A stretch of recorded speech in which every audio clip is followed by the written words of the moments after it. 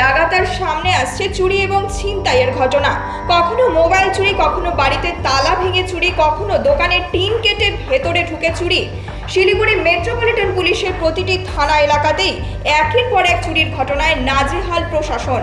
প্রতিটি ঘটনার তদন্তে নেমে অভিযুক্তরা গ্রেপ্তার হলেও নতুন নতুন ঘটনা ঘটছে শহরে। ঠিক এমনই একটি ছিনতাইয়ের ঘটনা ঘটে শিলিগুড়ি মেট্রোপলিটন পুলিশের শিলিগুড়ি থানার ফুলেশ্বরী মোড় এলাকায়। অভিযোগ, গত 18ই মে ফুলেশ্বরী মোড় এলাকা দিয়ে এক মহিলা হেঁটে যাচ্ছিলেন, সেই সময় তার গলার হার ছিনতাই হয়। এই ঘটনার পর এলাকায় চাঞ্চল্য ছড়িয়ে পড়ে স্বাভাবিকভাবেই। শিলিগুড়ি থানায় বিষয়টি নিয়ে লিখিত অভিযোগ দায়ের করেন ওই মহিলা। এরপর এই ঘটনার তদন্তে নেমে শিলিগুড়ি মেট্রোপলিটন পুলিশের শিলিগুড়ি থানার অ্যান্টি ক্রাইম উইংয়ের পুলিশ অবশেষে মেলে সাফল্য।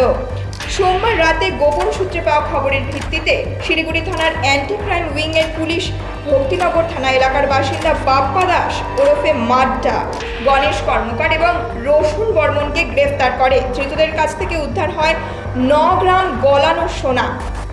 শিলিগুড়ি থানার পুলিশ সূত্রে জানা গিয়েছে, এই 3 অভিযুক্ত এই মহিলার গলার সোনার হার ছিনতাইয়ের ঘটনায় মূল অভিযুক্ত। ধৃতদের মঙ্গলবার শিলিগুড়ি আদালতে তোলা হয়।